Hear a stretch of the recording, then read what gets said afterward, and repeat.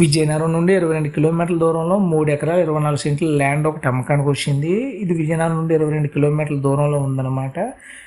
అయితే విజయనగరం నుంచి 22 కిలోమీటర్లు అంటే ఎటువైపుగా ప్రయాణించాలన్న విషయానికి వచ్చేసరికి ఇప్పుడు విజయనగరం నుండి రామభద్రపురం కానీ, గజపతినగరం కానీ, బొబ్బులి కానీ వెళ్ళే రూట్ ఏదైతే ఉందో అది NH-26 అనమాట.